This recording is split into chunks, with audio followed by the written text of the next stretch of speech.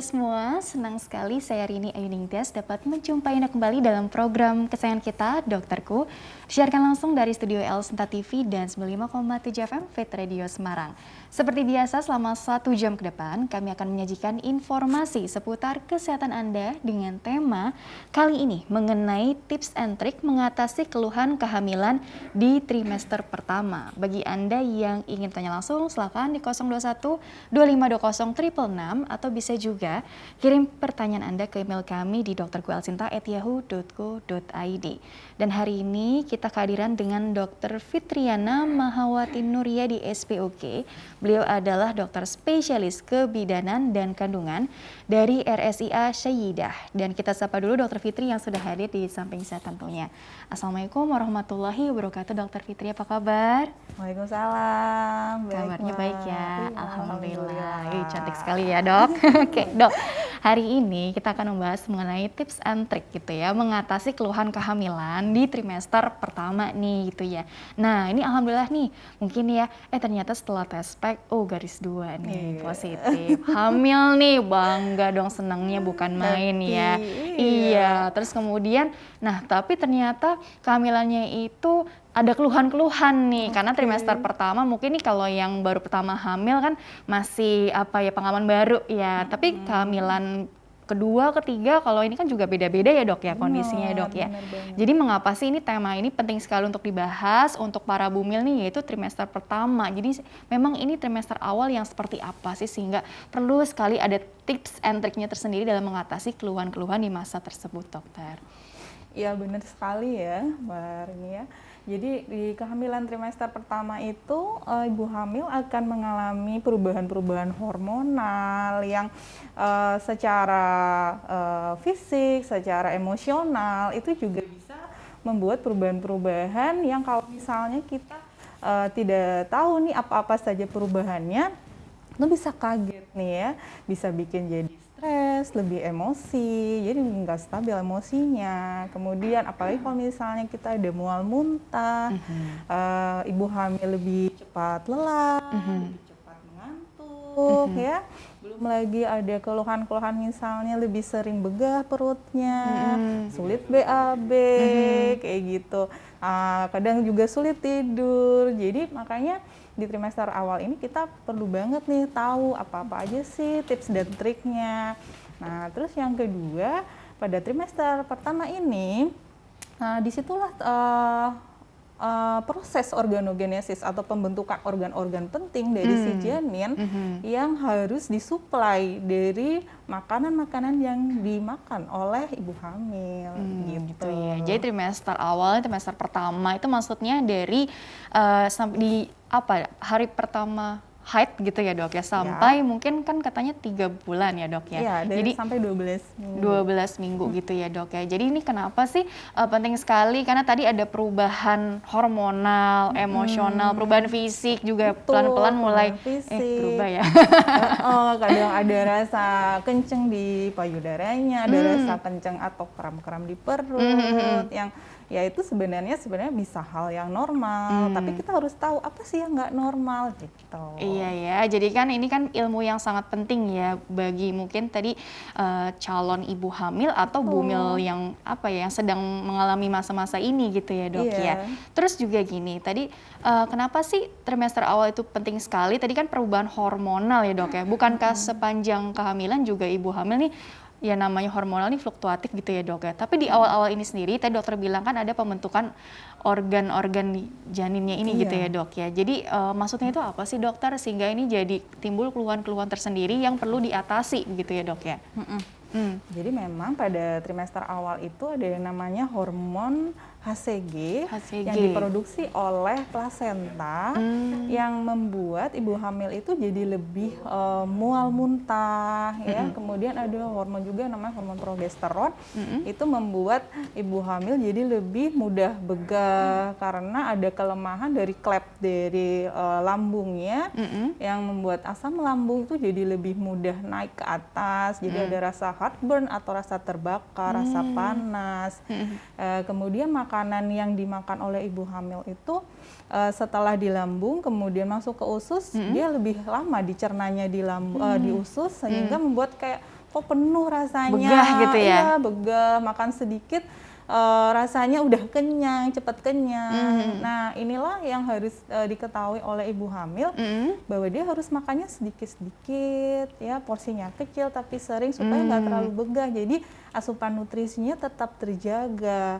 Walaupun asupan nutrisinya yang dibutuhkan itu sedikit, tapi sangat penting untuk perkembangan atau pertumbuhan organ-organ janinnya, seperti itu. Gitu ya, jadi ada hormon namanya HCG, terus juga progesteron tadi ya dok ya. Oh jadi sehingga tadi memang karena sudah dari sananya seperti itu, mau makan sedikit kok rasanya jadi gampang begah ya gitu ya dok ya. Ini yang membuat kadang-kadang jadi malas makan atau memang nggak nafsu makan ya dok ya, sampai yang bahkan muntah-muntah begitu ya dok ya.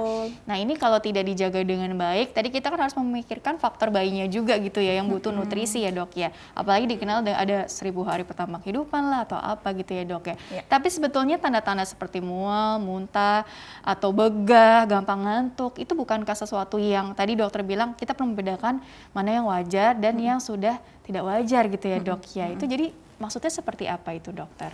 Nah, kalau masih wajar, artinya asupan kita masih bisa terjaga. Jadi, walaupun mual muntah, masih bisa makan, minum, ya, tidak menimbulkan sampai dehidrasi, gitu ya. Kalau misalnya muntah, setiap makan atau cairan yang masuk muntah, ya itu berarti udah nggak wajar, ya.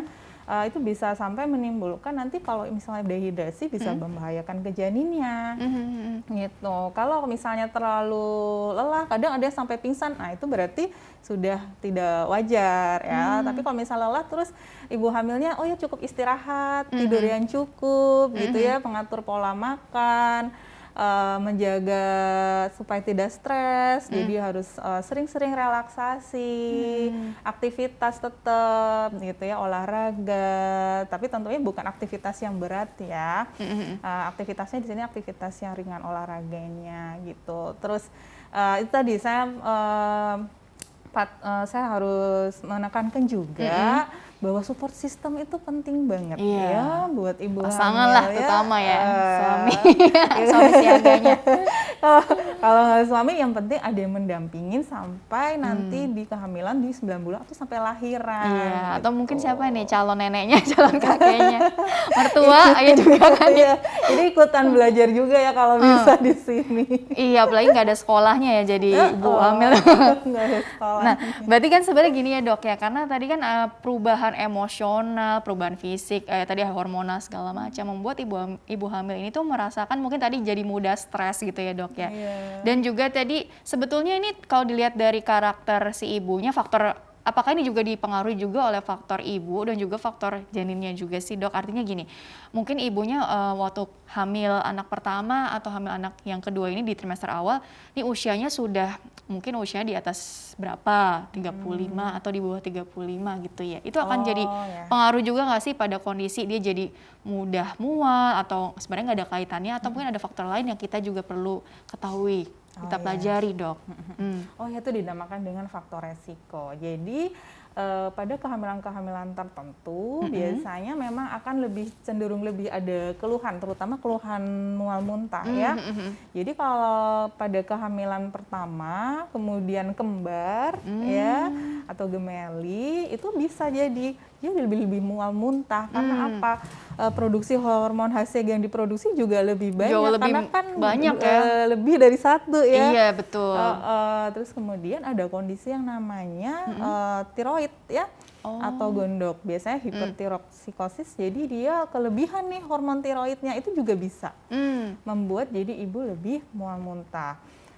Kemudian yang ketiga, ada kondisi di mana ibu hamil sebelum hamil nih dia ada riwayat punya penyakit MAH misalnya ya. Jadi kalau misalnya hamil, mual muntahnya jadi lebih awet. Atau mungkin GERD gitu ya zaman sekarang kan makin banyak GERD. ya. Nah, atau mungkin dia punya faktor stres dari awal. Cemas misalnya. Kecemasan yang berlebih itu juga bisa membuat jadi lebih mudah mual muntah, susah tidur gitu ya.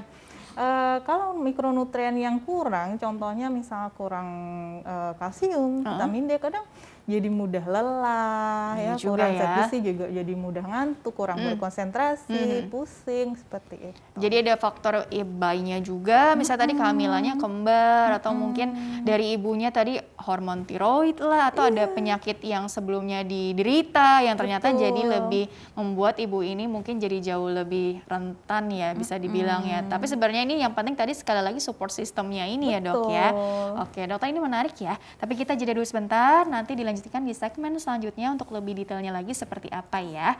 Iya, dan pemirsa jangan kemana-mana, tetaplah bersama kami akan kembali sesaat lagi.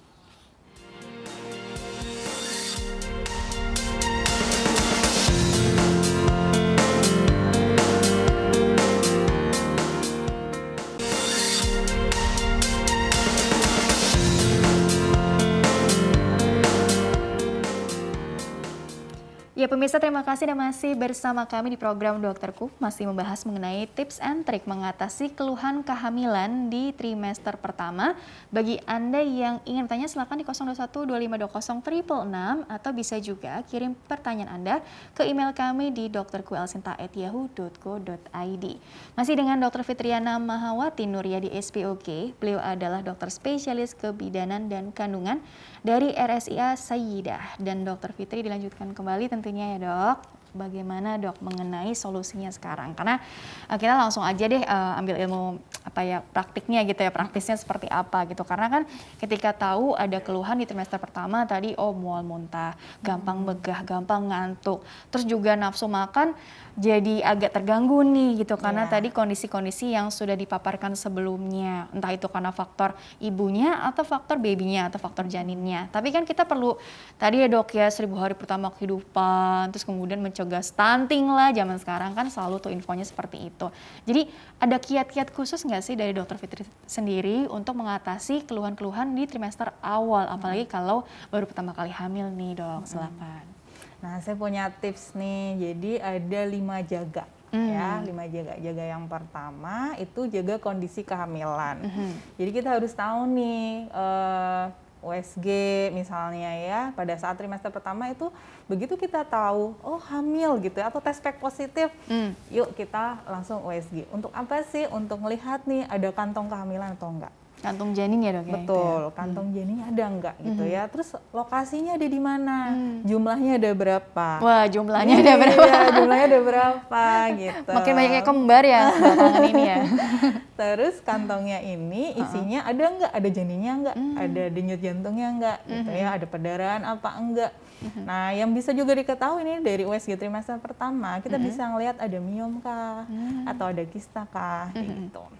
Nah, setelah itu kita udah tahu nih, yang kedua jaga asupan nutrisi, ya. Jadi kita harus tahu bahwa kita harus makan yang gizi seimbang, ya. Penuh gizi seimbang ya. Terus sebelum kita tahu itu, kita juga harus tahu kebutuhan kalori kita berapa, gitu ya. Jadi harus tahu indeks massa tubuh ibu hamil itu berapa. Kemudian hindari makan makanan yang mentah, yang tercemar gitu ya. Kalau misalnya masak, makanannya harus dicuci bersih terlebih dahulu. Yang ketiga, jaga aktivitas ya. Jadi walaupun hamil tetap harus aktivitas seperti biasa, tapi nggak boleh aktivitas yang berat ya. Olahraga sih tetap ya? Olahraga tetap. Olahraga tetap, olahraga ringan aja ya, kayak jalan, kemudian senam hamil boleh, yoga. Kurang lebih 30 menit lah, 2-3 kali dalam seminggu. Berarti ya? 150 menitan ya, dijatahin kira-kira tuh setiap minggu. Kemudian tetap kalau bisa nih relaksasi ya, supaya nggak stres. Betul. Jadi fisik, mental tuh perlu dijaga betul ya dok ya. Kemudian jaga emosi dan hindari stres. Nah, ya, karena tadi kan kondisinya hormonnya lagi nggak stabil nih ya. Jadi supaya kita bisa mengatasi keluhan-keluhan itu, kita harus tidur yang cukup ya. Jadi supaya lebih balance. Kemudian yang terakhir itu adalah jaga supaya tetap kita ada support system. Jadi jaga sekitar ya. Jaga sekitar hindari rokok atau asap rokok ya, hindari polusi. Ini zaman-zaman pandemi gini kita pakai Iya. masker jadinya udah otomatis nih. Kayak Menghindari gitu. resiko tadi ya dok ya.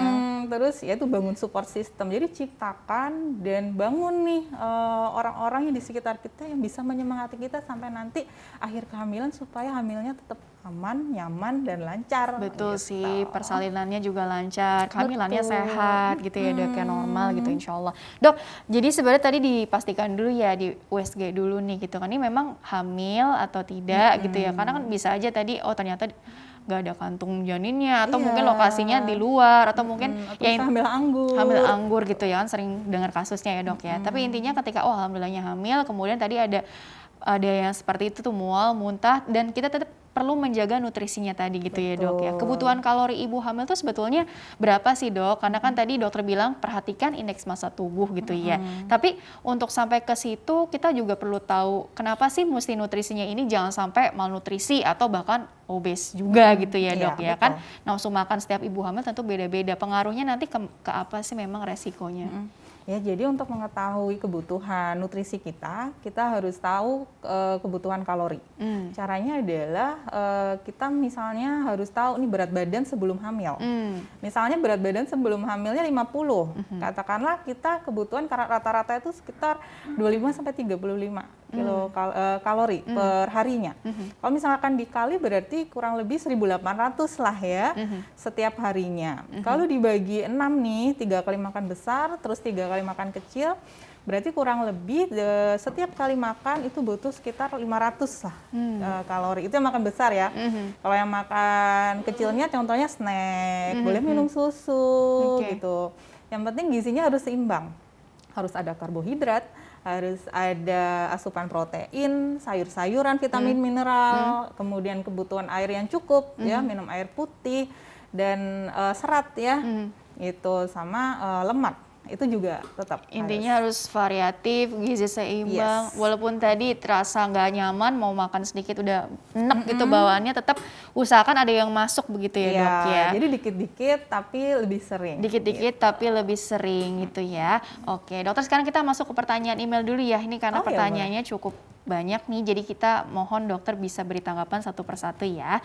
Jadi bagi pemirsa yang ingin bertanya via email, silakan kirim saja pertanyaan ke email kami di drkuelsinta@yahoo.co.id. Format lengkap ada di bawah ini, nama, usia Anda atau usia istri Anda barangkali ya, serta tempat tinggalnya ya. Baik, pertanyaan pertama ini dari Ibu Irnawati, usianya 25 tahun dari Bekasi dokter. Assalamualaikum dokter. Waalaikumsalam ya. warahmatullahi wabarakatuh. Mau bertanya, apakah hal yang wajar jika saat hamil trimester 1 air ludah saya berlebihan, bahkan sampai susah tidur? Apa penyebabnya dan bagaimana mengatasinya? Terima kasih. Pertanyaannya singkat, padat, jelas. Air ludah berlebihan, apakah tanda yang wajar atau ya kalau yang berlebihan kan ya pastinya kan mengganggu dan kita perlu curiga apakah ini sesuatu yang perlu kita evaluasi lagi gitu ya dok ya. Kira-kira seperti apa sih? Oke. Terima kasih ya Bu Irnawati ya, pertanyaan bagus sekali. Jadi kondisi air ludah yang berlebihan atau hipersalivasi itu memang bisa wajar pada saat kehamilan, memang karena kondisi hormonal ya. Jadi sebenarnya teologinya atau penyebabnya juga teori belum tahu jelas nih kenapanya. Namun bisa diatasi dengan cara makan permen, jadi ngunyah permen supaya, atau permen karet, supaya itu ludahnya nggak terlalu banyak yang produksi.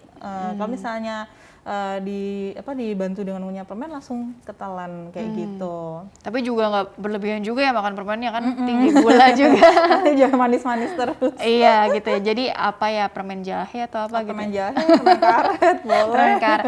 Intinya tadi bisa karena memang ada perubahan hormonal ya memang seperti itu. Tapi nggak semua ibu hamil juga seperti ini ya dok ya? Jarang sih yang kayak gitu. Dan itu mungkin trimester kedua nanti biasanya udah hilang. Berarti kalau sampai keluhannya sampai mengganggu kualitas tidur nih, atau mungkin tadi jamnya jadi berkurang nih tidurnya karena lagi tidur di tengah-tengah ya nggak nyaman gitu ya dok ya, itu apa bangun tidur atau mungkin minum atau apa gitu dok?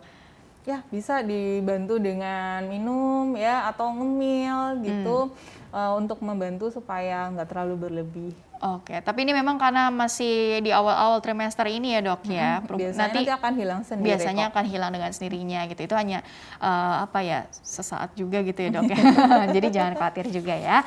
Oke, karena kan ini apakah wajar gitu ya, pertanyaan seperti itu. Oke, terima kasih dokter, itu tadi untuk Ibu Irnawati sudah sangat jelas ya. Kemudian pertanyaan berikutnya dari Bapak Yusuf. Halo dok, mau tanya, istri saya, oh ini suami siaga nih, support sistemnya tadi ya dok ya. Istri saya sedang hamil trimester 1, usianya 21 tahun, oh masih muda sekali. Untuk larangan makanan saat hamil trimester 1, makanan dan minuman yang tidak boleh dikonsumsi apa saja ya dok? Terima kasih. Mungkin secara spesifik bisa di-share nggak dok, misalnya makanan yang seperti apa sih atau minuman yang seperti apa sih, apalagi kan udah lagi mual, nafsu makannya juga keganggu, atau mungkin maunya makan makanan tertentu, apa ngidam gitu ya dok ya. Kalau ngidamnya yang ternyata kurang sehat gitu gimana juga gitu ya dok ya. Tapi sebenarnya kalau untuk pantangan ada nggak sih istilahnya untuk ibu hamil? Rata-rata sih pantangannya kalau untuk ibu hamil ya boleh makan mentah ya. Usahakan makanan tuh sudah dimasak, matang gitu ya. Matang gitu ya. Bersih, matang. Terus harus dicuci dulu ya. Kalau pada saat trimester pertama yang keluhannya masih mual muntah, hindari makanan yang mengandung kafein. Kopi, teh tuh walaupun sedikit ada ya. Ada kafeinnya ya. Kemudian yang bersoda, jadi berkarbonasi ya, itu nanti akan membuat jadi lebih begah. Kemudian makanan yang terlalu asam, pedes ya, yang meningkatkan asam lambung kayak misalnya yang baunya tajam ya, bumbu-bumbu kari kayak gitu tuh kan memang merangsang nafsu makan ya. Tapi nanti dia akan jadi lebih mudah. Indera penciuman, pengecap juga apa ya. Gitu. Kemudian makanan yang berfermentasi ya, itu tuh akan lebih mudah jadi kembung nantinya. Terus juga yang mengandung pengawet ya, tinggi kalori ya, itu udah pastilah ya secara umum ya. Yang berpengawet. Iya begitu ya. Jadi kalau untuk makanan minuman seperti itu, dan tadi tipsnya juga mengatasi mual muntah juga tadi sudah dokter paparkan juga gitu ya. Oke. Nah ini kalau untuk pola makan nih perlu dijaga betul-betul di trimester awal ini atau memang ya sampai 9 bulan kehamilan ya dok ya? Ya kalau pola makan sebenarnya memang sampai 9 bulan ya, sampai melahirkan nanti ya. Kalau misalnya yang khusus yang seperti kafein ya, itu awal-awal memang kalau bisa jangan dulu ya trimester pertama, karena nanti kalau misalnya ibunya begah nanti nafsu makannya jadi lebih sulit. Pengaruhnya ke situ ya, karena kan mungkin sebelum hamil nih sering yang ngopi atau ngeteh gitu ya dok. Ternyata itu juga kebiasaan yang perlu dikurangi sedikit-sedikit gitu ya. Oke, kurang lebih seperti itu. Boleh tapi nggak boleh banyak-banyak. Ada dosisnya. Ada takarannya lah ya. Oke, baik. Pertanyaan berikutnya dulu, ini dari Ibu Lia dari Jakarta Selatan ya. Usianya 30 tahun dokter. Dok, saya telat haid 10 hari dan setelah tes pack saya positif. Tapi saya tidak mengalami mual sama sekali dok gitu ya. Saya pun tidak ngeh kalau hamil karena tidak ada tanda-tanda mual gitu ya. Ini kehamilan pertama saya, apakah tidak merasakan mual sama sekali? Bisa berarti pertanda kandungan kurang baik atau kurang sehat. Mohon pencerahan, terima kasih. Nah ini sering ditanyakan juga ya dok ya. Tadi mual itu tanda ada perubahan hormonal ya dok ya. Tapi kalau nggak mual sama sekali, ini suatu keuntungan atau justru kita perlu apa ya, evaluasi lagi, karena kan tadi pertanyaannya apakah kandungan saya tandanya malah aman-aman aja nggak sih? Iya aman-aman aja nggak sih, kok nggak ada mual sama sekali gitu ya, itu gimana dong? Yang pertama selamat ya, sudah hamil. Yang pertama harus tahu nih hamilnya aman dengan cara apa, periksakan dulu ke dokter kandungan kalau kondisinya ini hamilnya memang dia oke gitu ya. Kalau memang udah bagus, dinyatakan hamilnya di dalam rahim, ada denyut jantungnya, justru merupakan suatu keuntungan kalau misalnya nggak ada mual muntah. Kenapa? Asupannya jadi lebih terjaga gitu. Jadi pertumbuhan atau perkembangan organ-organ janinnya harusnya sudah bisa lebih baik dibandingkan ibu-ibu hamil lain yang asupannya kurang karena mual muntah gitu. Gitu ya. Jadi sebenarnya bersyukur aja ya. Tapi memang dipastikan dulu dengan USG ya, harus pastiin sehat dulu gitu ya. Oke, kurang lebih seperti itu ya. Dokter, kita istirahat dulu, nanti dilanjutkan di segmen selanjutnya ya. Oke, pemirsa jangan kemana-mana, tetaplah bersama kami. Kami akan kembali sesaat lagi.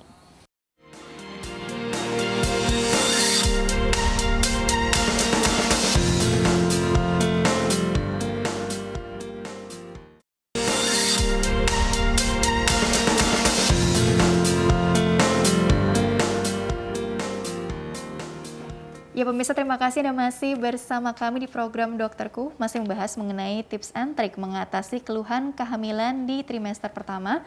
Bagi Anda yang ingin tanya, silakan di 021 2520 666 atau kirim pertanyaan Anda ke email kami di dokterkuelsinta@yahoo.co.id. Masih dengan Dr. Fitriana Mahawati Nuryadi SPOK, dokter spesialis kebidanan dan kandungan dari RSIA Syayidah. Dan Dokter Fitri dilanjutkan kembali ya, yaitu mengenai gini. Jadi kan tadi karena mual muntahnya ini kebutuhan nutrisi bisa aja tidak terpenuhi dengan baik ya. Karena kan biar bagaimanapun tadi udah dicoba ternyata ya asupannya masih kurang-kurang juga. Sedangkan ibu hamil perlu menjaga kebutuhan nutrisinya baik zat gizi makro dan mikronya gitu ya dok ya. Nah ini mungkin bisa dievaluasi lagi dok. Apakah memang cukup hanya mengandalkan tips yang tadi atau memang perlu tambahan mungkin suplemen untuk melengkapi kebutuhan zat gizi mikronya barangkali yang juga kurang gitu. Barangkali seperti apa itu dokter? Benar sekali ya. Jadi ibu hamil pada saat trimester pertama itu yang dibutuhkan adalah nutrisi makronutrien dan mikronutrien. Kalau makronutrien kita bisa dapat dari kayak karbohidrat ya, protein, lemak, kemudian dari cairan ya, vitamin mineral. Namun yang mikronutrien ini kadang suka miss nih, suka luput nih ya. Ini bisa didapat dari asam-asam lemak esensial ya. Kemudian mikronutriennya itu contohnya kayak zat besi ya, asam folat gitu. Kemudian vitamin D. Nah, ini penelitian yang lagi rame-ramenya nih vitamin D. Ternyata hampir 95% ya wanita di Jakarta ini kurang nih kadar vitamin D-nya. Dan itu tuh bisa menyebabkan organogenesisnya juga kurang optimal ya. Dan kebutuhan zinc, selenium. Nah, cukup nggak sih ini dari makanan-makanan aja? Jadi kalau kebutuhan makanan ini kan harus bervariasi ya setiap harinya ya. Jadi nggak bisa makannya cuma misalnya satu kebutuhan protein aja nih, ayam terus nggak bisa. Jadi satu kali makan itu usahakan proteinnya misalnya 3 macam. Gitu ya. Terus kemudian kebutuhan mineral, vitamin itu bisa didapat dari sayur, buah-buahan. Nah, ini usahakan bervariasi setiap harinya ya. Kemudian makan daging, seminggu bisa 2-3 kali, beratnya sekitar 150 gram ya, makan daging merah. Supaya apa? Supaya kita dapat asupan nutrisi yang mikronutrien itu dari mana-mana gitu. Yang dari alami ini ya dok ya? Dari alami ini. Kemudian butuh nggak sih suplemen-suplemen tertentu? Oh iya perlu, karena nggak mungkin kita memenuhi semuanya tuh dari makanan aja. Kebutuhan ibu hamil tuh cukup tinggi ya, contohnya aja kayak kalsium. Kalsium ini butuhnya 1000 sampai 1500. Mungkin nggak sih dari makanan atau minuman aja, dari susu aja. Takutnya kurang susu nih. Ibu hamil gitu ya. Takutnya kurang karena kalau misalnya dari susu aja paling kita cuma dapat 300 ya. Atau ngemil biskuit gitu dok? Bisa. Untuk menjaga supaya itu tetap terjaga kebutuhannya ya harus pakai suplemen. Contohnya suplemen zat besi, asam folat yang terpenting untuk perkembangan organ saraf ya, itu yang paling penting ya, saraf otak, tulang belakang, kemudian jantung ya. Nah, ini yang harus dipenuhi juga zat besi. Nah, ini banyak nih yang anemia ya kalau orang Indonesia. Kasusnya ya dok ya di Indonesia gitu. Padahal kasus sudah sehari-hari. Nah, makanya harus diperiksa kalau bisa sebelum hamil. Ibu tuh harus tahu nih HB-nya berapa gitu. Jadi nanti pada saat hamil sudah bagus gitu. Nanti pada saat trimester pertama, pada saat pembentukan organ-organ sudah ada semua ini makronutrien-mikronutrien yang di dalam tubuhnya ibu. Jadi saat hamil sudah dalam kondisi siap gitu ya, memberikan nutrisi ke jabang bayi gitu ya dok ya. Kurang lebih seperti itu ya. Oh gitu ya. Bahkan dari sebelum kehamilan pun ya dok ya. Nah berarti sebetulnya itu kan idealnya begitu ya dok ya. Tapi ternyata tadi ada ya selain mual muntah juga ternyata ditambah ya nyeri juga, pusing gitu ya dok ya. Atau mungkin tadi sebelumnya sudah ada GERD gitu ya. Nah ini untuk kapan sih kita boleh artinya konsumsi obat-obatan gitu ya dok ya untuk mengurangi keluhan atau gejala yang dirasakan? Karena kan sebisa mungkin tadi dibawa istirahat, tidur dulu deh, atau mungkin pola makannya dijaga tadi sedikit-sedikit tapi sering gitu kan. Artinya mau coba diakalin dulu nih, tapi ternyata belum kunjung juga mereda. Boleh nggak sih kita konsumsi obat golongan-golongan tertentu gitu ya dok? Itu juga atas apa pengawasan dokter yang seperti apa dok? Betul sekali. Jadi kalau memang keluhan-keluhan itu tidak teratasi dengan cara-cara yang tadi, ya dengan pengawasan dokter harus pakai obat gitu ya. Misalnya kalau pusing nih atau sakit kepala, boleh kok minum seperti paracetamol gitu, tapi dengan petunjuk dan pengawasan dokter tentunya. Kalau misalnya mual muntah, boleh nggak sih minum obat mual muntah? Boleh. Mending diberikan obat tersebut daripada asupan nggak terjaga sama sekali gitu ya. Kalau misal suplemen tetap ya pasti harus dikasih ya dari awal hamil sampai nanti persalinan, bahkan sampai nanti menyusui itu kan membutuhkan juga ya suplemen kayak gitu.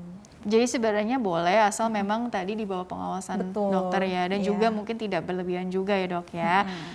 Terus gini, ketika ada ini nggak sih dok semacam tanda-tanda apa ya bahaya gitu ya atau alarm yang kita udah nggak bisa mengatakan bahwa mual muntahnya ini masih wajar tadi ya. Ini kalau yang mungkin sudah seberapa sering gitu ya kejadiannya barangkali, atau mungkin pusingnya udah seperti apa, begahnya sudah seperti apa gitu ya. Jadi sebenarnya keluhannya ini kan mungkin ada derajat ringan, sedang, beratnya ya. Betul. Memang kadang subjektif, tapi kalau ada penilaian khusus secara objektif dari dokter, apa yang membuat oh ini tanda-tanda memang oh harus dirawat nih ibu, karena kalau enggak mengancam nyawa keduanya nih gitu ya. Itu ada semacam itu juga yang perlu kita evaluasi ya dok? Ada. Kalau misalnya mual muntah, muntahnya bisa sampai lebih dari 5 kali, kemudian setiap makan, minum air putih pun muntah.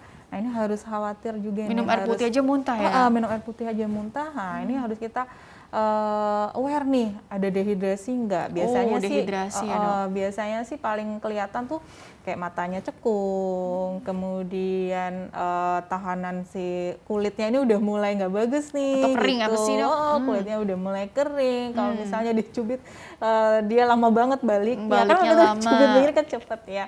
Kemudian pipisnya jadi sedikit ya. Nah, ini bisa nanti datang ke dokter atau ke rumah sakit. Nah, diperiksa dulu nih. Biasanya yang paling cepat itu kelihatan adalah nadinya udah mulai cepet ya. Kalau kayak gitu berarti udah indikasi harus dirawat ya. Ini berarti di IGD ya dok ya? Kayak gitu. Terus kalau misalnya pusing, lemas gitu ya, kalau sampai udah nggak bisa aktivitas, ya, aktivitas sehari-hari ya, contohnya ke toilet udah nggak bisa sendiri, itu berarti udah harus butuh pertolongan.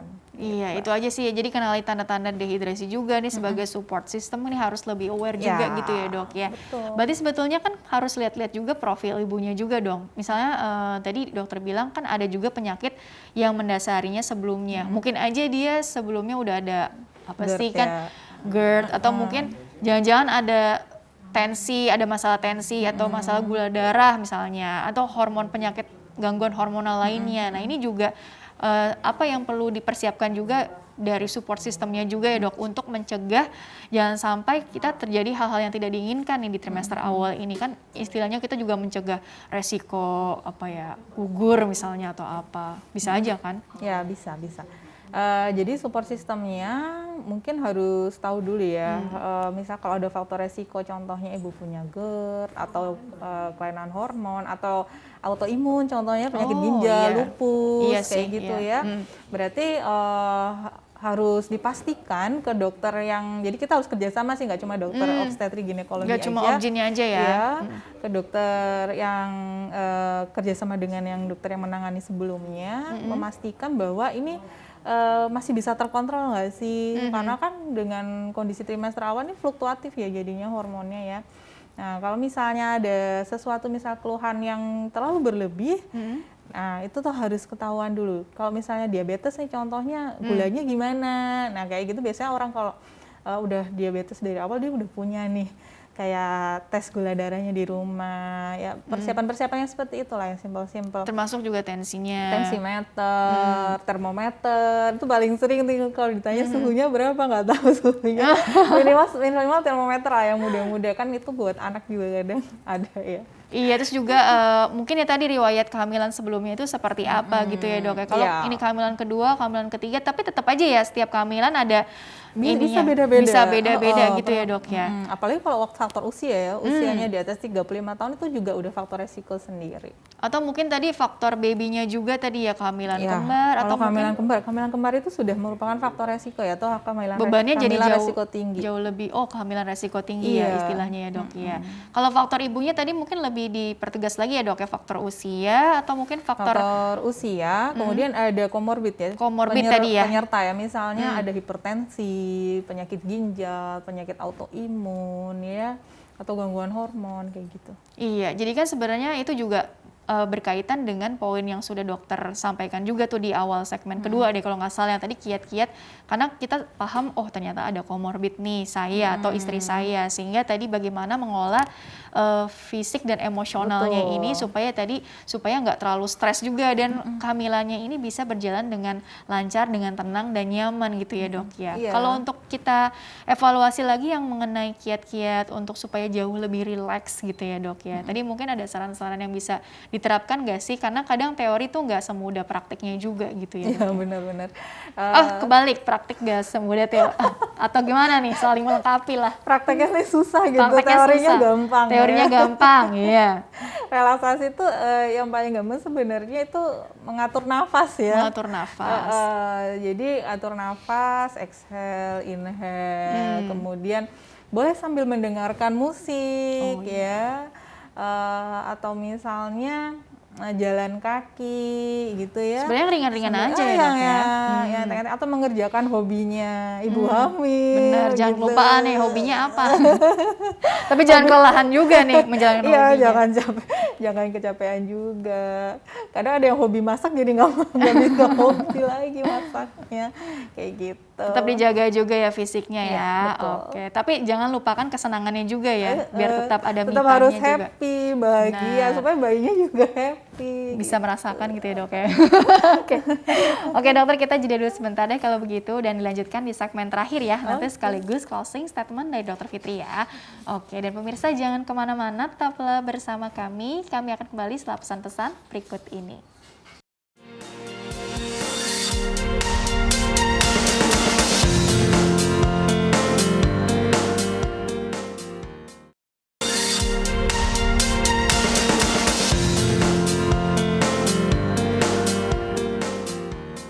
Ya pemirsa, terima kasih Anda masih bersama kami di program Dokterku. Masih bersama dengan Dr. Fitriana Mahawati Nuryadi SPOG, dokter spesialis kebidanan dan kandungan dari RSIA Syahidah. Masih membahas mengenai tips and trik mengatasi keluhan kehamilan di trimester pertama. Dr. Fitri, di segmen terakhir ini dilanjutkan kembali ya sebelum ke closing statement, tentunya mengenai pertanyaan banyak orang nih, sebetulnya seberapa sering sih gitu ya kita tuh perlu melakukan pemeriksaan ke obgyn gitu ya di trimester awal, karena kan tadi kan dokter bilang kita USG pertama pastikan dulu nih, ini memang benar hamil, mungkin di luar apa di dalam gitu ya dok ya lokasinya, terus kemudian juga nanti evaluasi berikutnya tuh seperti apa, jadi minimal tuh memang berapa kali sih perlu USG, barangkali seperti apa dokter? Ya, pada saat kehamilan USG itu minimal menurut WHO itu ya 4 kali ya. Trimester pertama 1 kali, trimester kedua 1 kali, kemudian trimester ketiga 2 kali. Nah, di trimester pertama ini selain kita harus tahu ini hamil nggak ya, kemudian kantongnya di mana, letaknya di mana, jumlah ya, ada janin atau enggak di dalam kantongnya, ada denyutnya atau enggak, kita juga harus tahu kondisi nutrisinya ibu hamil gimana, ya harus pemeriksaan lab, darah lengkap, jadi kita harus tahu ada anemia atau tidak, gitu ya, ada diabetes atau enggak, kayak gitu, ada infeksi atau enggak. Kemudian seberapa sering sih kalau di trimester pertama USG, sebenarnya USG-nya cukup untuk menentukan tadi itu lokasinya. Di awal sekali ya. Kalau misalnya udah bagus, nggak ada yang perlu dicemaskan, ya mungkin bisa nanti di trimester kedua. Tapi kalau misalnya nih ada notice dari dokternya, oh ini ada sedikit perdarahan, atau misalnya ibunya nge-flek, nah itu yang butuh pemeriksaan lebih rutin ya, bisa sampai kayak 4 minggu sekali itu memeriksakan USG. Oh, gitu. jadi sebulan sekali USG. Kalau memang tadi ditemukan tadi ada flek atau perdarahan. Ada flek, perdarahan. Resiko kayak ya, gitu. Dok? Kemudian itu kan dari USG itu bisa kita tahu nih di dalam ada miom atau enggak, ada kista atau enggak. Kemudian kalau sebelum-sebelumnya dari riwayat keguguran, apakah ada pemendekan dari leher rahim. Nah, itu bisa dilakukan pemeriksaan di USG trimester pertama. Tapi memang ini kasus per kasus ya, Dok. Betul, ya. ini Artinya kasus per kasus. tergantung dari ibunya juga tadi mengalami keluhan apa. Syukur-syukur sih penonton dokterku nih semuanya dalam kondisi sehat ya, lagi hamil pun tadi terhindar dari yang namanya flek atau perdarahan tadi ya, Dok ya. Kalaupun memang masih ringan nih, Dok, gitu kan. Berarti kalau mau ke rumah sakit ataupun kita bed rest dulu nih gitu ya di rumah. Apa sih penanganannya kalau memang gitu ya ada kasus-kasus yang seperti itu yang kok aneh ya, harusnya nggak seperti ini, kok malah seperti itu gitu ya. Jadi kira-kira apa sih, cukup istirahat aja atau mungkin batasi aktivitas dulu atau mungkin boleh minum apa gitu dokter untuk mengurangi keluhan atau rasa paniknya? Oke, maksudnya tanda bahaya dalam kehamilan di trimester pertama ya. Kalau misalnya dengan obat yang diberikan oleh dokternya masih tetap saja ada keluhan ya, misalnya mual muntah, makin hebat, kemudian atau ada malah ngeflek ya, kontraksi, perutnya sakit, ya berarti tuh udah harus langsung periksa ya ke dokter. Tapi kalau udah sampai perdarahan banyak harus ke IGD. Iyalah kayak ya, gitu. jangan ditunda-tunda. Iya, tapi kalau misalnya masih bisa ditangani sendiri ya kayak minum obat, istirahat, bed rest ya udah kayak gitu dulu. Iya sih, tapi kembali lagi ya ke yang tadi kiat-kiat semula di awal gitu, jangan lupa juga aktivitas fisiknya juga ya, Dok ya. Bukan berarti hamil tadi, jangan lupa. Bukan berarti hamil terus jadi membatasi aktivitas gak gerak sama sekali ya. Resikonya juga nggak bagus juga ya, Dok ya, ketika nggak terlalu banyak gerak. Jadi tetap olahraganya yang ringan-ringan aja tapi rutin gitu ya, Dok ya, supaya bayinya juga tadi ikutan sehat juga gitu kan, merasakan happy si ibunya gitu ya, Dok ya. Oke, dokter, karena waktunya juga yang terbatas gitu ya, jadi kesimpulan atau closing statement yang bisa dokter sampaikan mengenai tema hari ini yaitu tips and trick mengatasi keluhan kehamilan di trimester pertama. Silakan Dokter Fitri. Ya, jadi dari saya tadi yang 5 jaga tadi ya, jaga kondisi kehamilan, kemudian jaga asupan nutrisinya, kemudian jaga emosi, hindari stres, terus jaga aktivitasnya, jadi harus tetap beraktivitas pada saat hamil ya, walaupun mungkin ada kondisi emosi yang kurang stabil. Kemudian yang kelima adalah jaga tetap support sistemnya itu supaya bisa tetap mendukung ibu-ibu hamil. Bener, suami siaga dan juga tadi jangan lupa juga mertua, orang tua, semuanya gitu ya. Dikasih tahu. Kakak, adik gitu, calon kakak, calon adik juga jangan lupa deh. Oke, baiklah. Kok calon adek ya? Oke, calon kakaknya gitu ya. Oke, dokter, terima kasih telah berbagi ilmunya di sini ya. Insya Allah membawa banyak manfaat untuk orang banyak gitu ya. Sukses selalu untuk dokter ya. Thank you. Oke, baiklah pemirsa. Terima kasih juga Anda telah mengikuti program ini. Saya Rini Ayuning Tias beserta seluruh kru yang tugas mohon undur diri dari hadapan Anda. Sekian dan sampai jumpa.